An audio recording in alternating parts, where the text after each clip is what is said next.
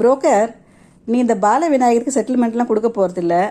ஆனால் அதுக்கு பதிலாக இன்னும் ஒரு வாரத்துக்கு நீ அவன் பேரை வச்சு கண்டென்ட்டு அப்படின்னு சொல்லி சம்பாதிக்க போகிற இல்லையா? ஸோ அதில் ஏதாவது ஒரு ஷேர் பார்த்து அவனுக்கு பண்ணலாம் இல்லையா? ஏன்னா இந்த புரோக்கர் எச்ச கையால் ஈ ஓட்ட மாட்டான் அப்படிங்கிறது எல்லாருக்கும் தெரிஞ்ச விஷயந்தான். அவனுக்கு வாங்க மட்டும்தான் தெரியும், கொடுக்கலாம் தெரியாது. அவன் பார்த்தீங்கன்னா பயங்கர கிளவர். எப்படின்னா வெளியால் யாரையுமே அவனோட கண்டென்ட்டில் சேர்த்துக்கவே மாட்டான். அவங்க 3 பேர் மாற்றி மாற்றி மாற்றி கண்டென்ட் போட்டுக்கிட்டு அவங்களுக்குள்ளேயே சம்பாதிச்சுக்குவாங்க. அந்த 3 பேர் யாருன்னு உங்கள் எல்லாருக்குமே தெரியும். இந்த புரோக்கர், கட்டப்பை அண்ட் ஒத்தரோசா. ஆனால் அந்த வெளியால் கூட கெஸ்ட் அப்பியரன்ஸாக சேர்த்துக்குவான். எப்போன்னு பார்த்தீங்கன்னா, எப்போல்லாம் இவங்க கண்டென்ட் கொஞ்சம் லேக் ஆகுது, வியூஸ் குறையுதோ அந்த டைமில் வெளியால் கெஸ்ட் அப்பியரன்ஸ் மாதிரி வருவாங்க.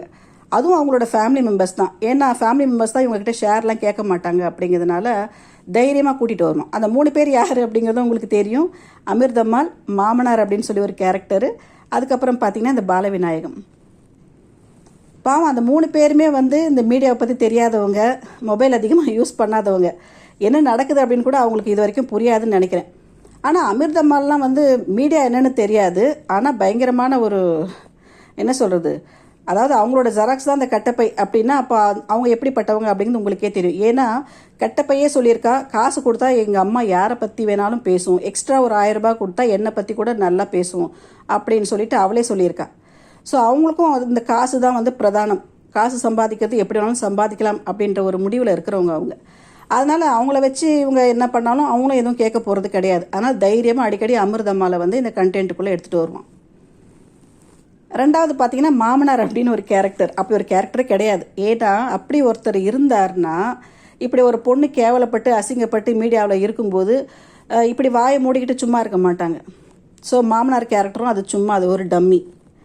மூணாவது பார்த்தீங்கன்னா இந்த பாலவிநாயகம். பாவம் அவர்கிட்டயே மொபைல்லாம் கிடையாது. சொல்லப்போனால் இப்போ 2 நாளாக அவர் பேரை வச்சு இங்கே ஒரு ஓடிக்கிட்டு இருக்குன்றது கூட அவருக்கு தெரியுமா என்னங்கிறது தெரியாது. அவர் பாவம் ஒரு பக்கம் தண்ணி அடிச்சுட்டு ஒரு மூலையில் இருப்பாருன்னு நினைக்கிறேன். ஸோ இந்த மாதிரி இவங்ககிட்ட பிரச்சனை பண்ணாத, இவங்ககிட்ட இவங்க சம்பாதிக்கிறதுல ஷேர் கேட்காத ஆட்களை கெஸ்ட் அப்பியரன்ஸாக எடுத்துகிட்டு கண்டென்ட் க்ரியேட் பண்ணுறது தான் இந்த புரோக்கரோட வேலை. ஆனால் இப்போ பார்த்தீங்கன்னா இவன் பண்ணுறதெல்லாம் கண்டென்ட்டு அப்படின்னு தெரிஞ்சு மக்கள்கிட்ட சொல்ல வேண்டிய அவசியமே கிடையாது. ஏன்னா அந்த அளவுக்கு கழுவி ஊற்றுறாங்க. எல்லாருக்கும் நல்லா புரியுது, வச்சு செய்கிறாங்க. ஆனாலுமே அவங்க ரொம்ப சீரியஸாக முகத்தை வச்சுக்கிட்டு இப்போ 2 நாளாக அவங்க பர்ஃபார்மன்ஸ் பண்ணுறதை பார்த்தா அது சிரிப்பு அப்படிங்கிறதோட எரிச்சல் தான் வருது. அதாவது இவன் எப்போவுமே 8 நிமிஷம் வீடியோவில் இந்த புரோக்கர் பார்த்தீங்கன்னா நமக்கு நல்லா தெரியும் அது உருட்டு அப்படின்ட்டு. ஆனாலும் அவன் உட்காந்துக்கிட்டு ரொம்ப சீரியஸாக முகத்தை வச்சுக்கிட்டு அதிர்ச்சிகரமான விஷயம், மர்மமான விஷயம் அப்படின்லாம் ஹெட்லைன்ஸ் வச்சுட்டு சீரியஸாக பேசுவான். ஆனால் நமக்கு சிரிப்பு தான் வரும். அந்த கமெண்ட்ஸ்லாம் பார்த்தா இன்னும் சிரிப்பு வரும். அதே மாதிரி இந்த கட்டப்பை பார்த்தீங்கன்னா இப்போ 2 நாளாக அதாவது பாலா வரலன்னு சொல்லிட்டு கண்ணை கசக்கிறதும், நைட்லாம் தூங்கலை அப்படின்னு சொல்கிறதும் பார்க்கும்போது இன்னும் எரிச்சலாக இருக்குது. என்னடா 2 பேரும் இவ்வளோ பர்ஃபார்மன்ஸ் ஹெவியாக பண்ணிகிட்டு இருக்காங்க அப்படின்னு சொல்லிட்டு. ஆனால் அவங்க பண்ணுறதெல்லாம் பர்ஃபார்மன்ஸ் தெரிஞ்சு அவங்க 2 பேரை கழுவி ஊற்றுறாங்க. ஆனால் இந்த 3வது ஒன்று இருக்குது பாருங்கள், இந்த ஒத்தரோசான்னு சொல்லிட்டு, அது நேற்று லைவில் என்ன சொல்லிச்சு, நான் நாளைக்கு போய் கம்ப்ளைண்ட் கொடுக்க போகிறேன், அதுவும் லைவ் போட்டுக்கிட்டே போய் கம்ப்ளைண்ட் கொடுக்க போகிறேன் இந்த 2 பேர் மேலே அப்படின்னு சொல்லிச்சு. நான் கூட ஏதோ கொஞ்சம் இப்போ திருந்தி ஏதோ வேலை செய்யுது அப்படின்னு நான் நினச்சா, இன்றைக்கி எப்பவும் போல் உட்காந்துக்கிட்டு 20 வருட வாழ்க்கைக்கு கிடைத்த வெற்றி அப்படின்னு ஏதோ தலைப்பு போட்டிருக்கு. நான் கூட ரீல்ஸ் போட மறுபடியும் மாமா வந்துட்டார் போல இருக்கு கூட அப்படின்னு பார்த்தா, எப்பவும் போல் உட்காந்துக்கிட்டு கட்டப்பையை கழுவி ஊற்றிக்கிட்டு உட்காந்துட்ருக்கு. அதுவும் அவ்வளோ பயங்கர காமெடி பண்ணிக்கிட்டு இருக்கு, பர்ஃபார்மன்ஸ் பண்ணிக்கிட்டு இருக்கு. அதில் ரொம்ப காமெடி என்னென்னா, இன்றைக்கி அது ஒன்று சொல்லிச்சு. அதாவது இந்த புரோக்கர் ஏன் இந்த ஒத்தரோசாவை விட்டுட்டு போயிட்டார் அப்படின்னா, அவர் கூட இல்லைன்னாலுமே கூட இவங்க ஒழுக்கமாக இருப்பாங்க அப்படிங்கிற ஒரு நம்பிக்கையா. இது நம்ம கேட்கும்போதே அப்படி ஒரு சிரிப்பு வருது. ஏன்னா ஒரு சில விஷயங்கள் நடந்து ரொம்ப வருஷம் ஆச்சு அப்படின்னா கூட மக்கள் மறந்து போயிருப்பாங்க, தைரியமாக அதை பற்றி பேசலாம். ஆனால் இப்போ ஆதாரம்லாம் கொஞ்ச நாள் தான் ஆகுது. இது என்னென்னலாம் லீலைகள் பண்ணியிருக்கு அப்படிங்கிறது எல்லாத்தையும் நம்ம கண் கூட பார்த்துருக்கோம். லைவாகவே இன்னும் ஒருத்தன் உட்காந்துக்கிட்டு இது என்னென்னலாம் பண்ணுச்சு அப்படிங்கிறத டெய்லி கழுவி ஊற்றிக்கிட்டே இருக்கான். அப்படி இருக்கும்போது தைரியமாக உட்காந்து சொல்லுது, என் மேலே இருக்கிற நம்பிக்கையில் தான் அவர் என்னை விட்டுட்டு போய் அங்கே இருக்கார்.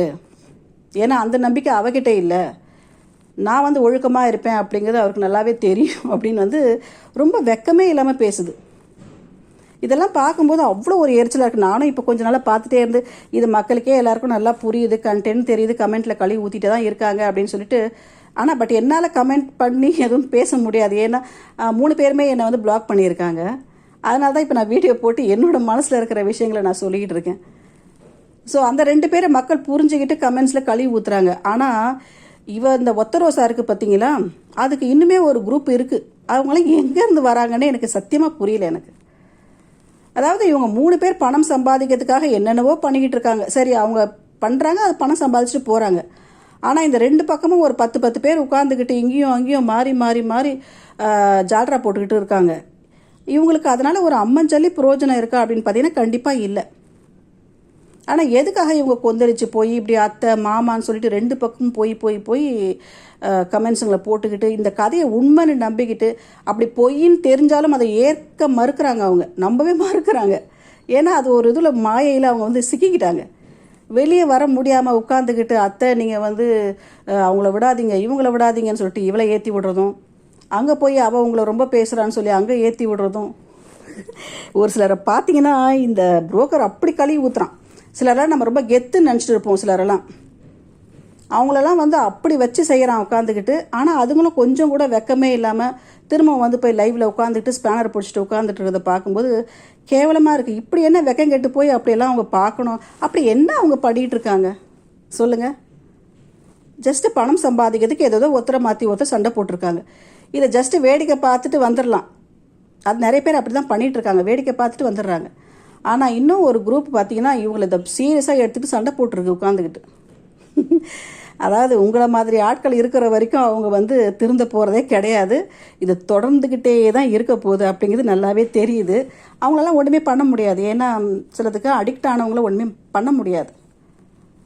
அவங்களாம் யார் அப்படிங்கிறது தெரியும். இப்போ கூட புரோக்கர் அவனோட லைவில் கழுவி ஊற்றிட்டு இருந்தான் எல்லாரையும். இந்த ஸ்பேனராக இருக்காங்க நம்ம ஒத்த ரோசாவோட லைவில். ஆனால் இவங்கெல்லாம் எப்போ திருந்துவாங்கன்னு தெரியாது. பட் அவங்களாம் இருக்கிற வரைக்கும் இவங்க காட்டில் மழை தான்.